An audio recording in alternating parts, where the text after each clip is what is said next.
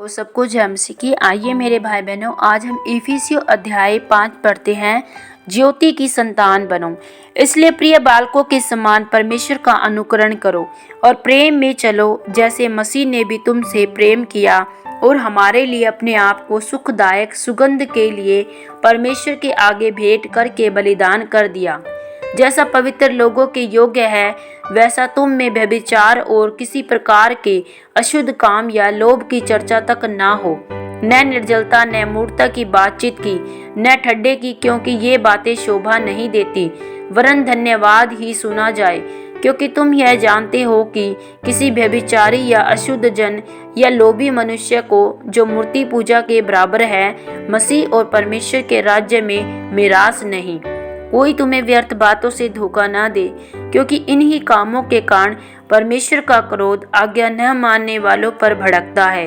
इसलिए तुम उनके सहभागी न हो, क्योंकि तुम तो पहले अंधकार थे, परंतु अब प्रभु में ज्योति हो।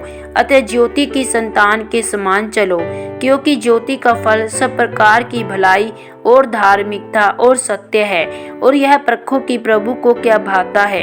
अंधकार के निष्फल कामों में सहभागी न हो, वरन उन पर उल्हाना दो कि उनके गुप्त कामों की चर्चा भी लज्जा की बात है। पर जितने कामों पर उल्हाना दिया जाता है, वे सब ज्योति से प्रकट होते हैं, क्योंकि जो सब कुछ को प्रकट करता है वह ज्योति है। इस कारण वह कहता है, हे सोने वाले जाग और मुर्दों में से जी उठ, तो मसीह की ज्योति तुझ पर चमकेगी। इसलिए ध्यान से देखो कि कैसी चाल चलते हो, निर्बुद्धियों के समान नहीं, पर बुद्धिमानों के समान चलो।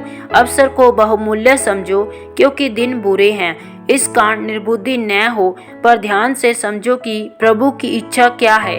दाखरस से मतवाले न बनो, क्योंकि इससे लूचपन होता है, पर आत्मा से परिपूर्ण होते जाओ और आपस में भजन और स्तुति करो और आत्मिक गीत गाया करो और अपने अपने मन में प्रभु के सामने गाते और कीर्तन करते रहो।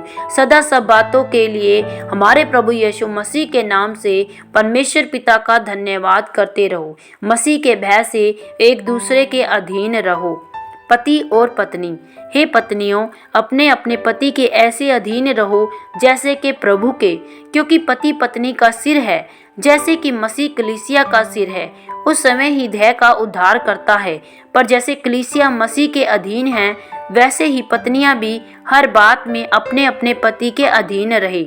हे पतियों, अपनी अपनी पत्नी से प्रेम रखो, जैसा मसीह ने भी कलीसिया से प्रेम करके अपने आप को उसके लिए दे दिया, कि उसको वचन के द्वारा जल के स्नान से शुद्ध करके पवित्र बनाए और उसे एक ऐसी तेजस्वी कलीसिया बनाकर अपने पास खड़ी करे, जिसमें न कलंक, न झुर्री, न कोई और ऐसी वस्तु हो, वरन पवित्र और निर्दोष हो।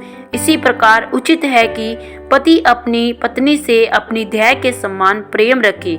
जो अपनी पत्नी से प्रेम रखता है, वह अपने आप से प्रेम रखता है, क्योंकि किसी ने कभी अपने शरीर से बैर नहीं रखा, वरन उनका पालन पोषण करता है, जैसा मसीह भी कलीसिया के साथ करता है, इसलिए कि हम उसकी देह के अंग हैं। इस कारण मनुष्य अपने माता पिता को छोड़कर अपनी पत्नी से मिला रहेगा और वे दोनों एक तन होंगे। यह भेद तो बड़ा है, पर मैं यहाँ मसीह और कलीसिया के विषय में कहता हूँ। पर तुम में से हर एक अपनी पत्नी से अपने समान प्रेम रखे और पत्नी भी अपने पति का भय माने। आमीन। प्रभु आप सबको इफिसियों पुस्तक सुने जाने पढ़े जाने पर बहुतायत से आशीष और बरकत दे। सबको जय मसीह की।